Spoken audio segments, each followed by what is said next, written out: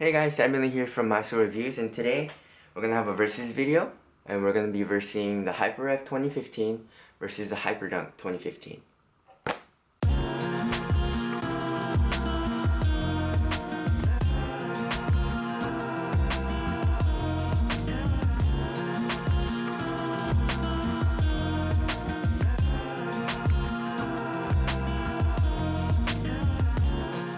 So like always, let's start off with the traction. So the Hyperrev 2015 uses an aggressive herringbone pattern, right?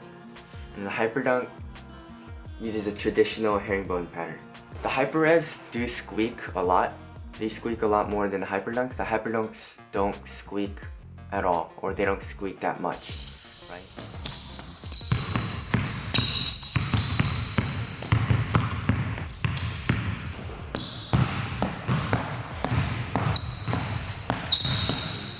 In terms of wiping, I play on a dusty court, so I have to wipe a lot if it's dusty. So the Hyperrev, you have to wipe a lot, right? The dust does get attracted to it. The Hyperdunks, I don't have to wipe as much. I don't know what the Nike's doing with their new rubber compound, with their new shoes this year, but it's not that squeaky, but the traction is really good on this, and I don't have to wipe.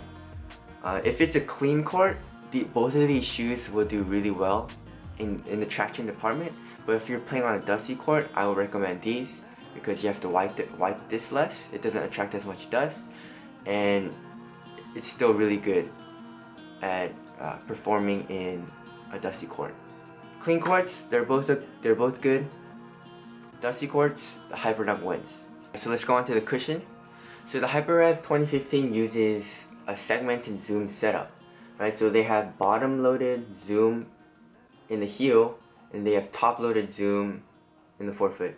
And the top-loaded zoom in the forefoot is a small rectangle-sized zoom unit, right? And this one is going to be a U-shaped one. For heel strikes and stuff like that, I didn't feel anything, right? My heels still hurt after doing heel strikes or just playing a lot in these shoes.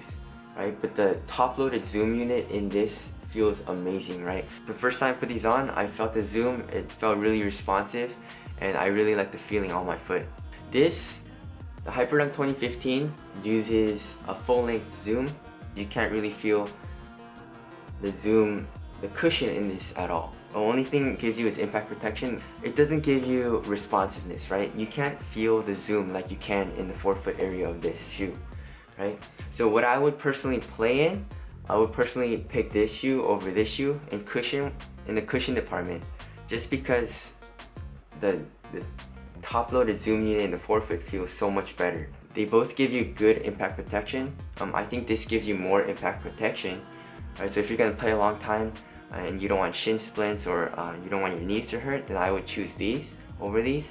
But just performance-wise and feeling the actual cushion and responsiveness, I would choose this shoe. So let's go on to the materials of the shoe. So the Hyperrev 2015 uses neoprene in the back, right, screen mesh in the front, and Hyperfuse. The Hyperdunk uses all Hyperfuse, and this is more of like a cloth-like material, so it does get dirty easily. I think it just depends. For me, I really don't care what the materials are on this shoe because they're both good. This does give you way better ventilation, so I guess I do like that. But this shoe, I don't get heat spots, so for me, I like both materials on the shoe. Now let's go on to the flywire. The Hyperrev uses a thin flywire, so they do use two. And then here in the Hyperdunk, they use a thicker version of the flywire, right? I don't know if that matters. I think, in my opinion, these would break easily and faster than this thicker flywire. So that's one thing you have to take note of. Now let's go on to the fit and support of each shoe. For the fit of this shoe, for me, it was a little bit wide right here. Not by much, it's just me being really detailed in the review, but it not by much. It's just a little wide in the forefoot. the overall fit is actually really good in this shoe because it's one booty construction. So all of this right here is just one booty. There's no tongue on this shoe, right? And also what I really like are these Achilles pillows right here, right? They feel really good on your ankle and your Achilles, and I feel like this helps to contain your foot in the shoe also, right? And also you have this plastic wing right here which goes right underneath your ankle. So if you do need ankle support, you're not going to get it in the shoe. It's a low top. If you do like low top shoes, this is a really nice shoe. And also for the flywire, when you tighten the flywire, the laces do go over just the flywire in the first two eyelets right here. So there's no hole, it just goes over the flywire. And when you tighten the shoe, you can actually feel the flywire tighten over your foot and it feels amazing, right? So the containment of the shoe is amazing. Let's go on to the Hyperdunk. The fit of the shoe. This shoe is a half booty construction. So I don't know if you guys can see, but the tongue is stitched up all the way up until here, right? And then the tongue is loose on the top, right? So the fit is really good for me right here, width-wise and also above the toe. You do get ankle support, obviously, right? I do like the ankle support and fit. The support that you get from this shoe is amazing. You get it right here, right?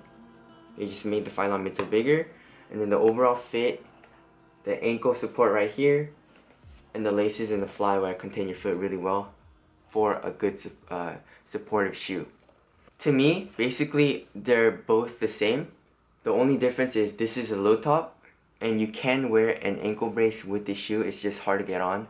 For fit and support, I feel they give you really good lockdown, both of them, right? Your foot isn't gonna go anywhere. But I think this shoe gives a little bit more support because the cloth, the material is like a cloth like material, and it doesn't stretch at all, right? So when you're doing lateral movements like this, your foot isn't gonna go anywhere. For this, it's not as stiff, right? It's a screen mesh, and it does stretch a little more. So when you're doing lateral movements, I feel like it does stretch a little more. But overall, they're both really good fit and support. This just has ankle support and this doesn't. So if you like low top, you should go with this one. If you like ankle support, you should go with this one. Alright, so which shoe would I recommend to you guys, or which shoe would I pick? That's a hard one. I think I would choose the Hyperdunks, just because in the traction department, the Hyperdunks are way better in traction on dusty courts, and I play on dusty courts, so I would choose the traction in this one. The cushion setup, I would choose the Hyperrev. The materials, for me, it doesn't really matter. Ventilation is better in this, but you don't get hot spots in this, right? And then for fit and support, they're the same.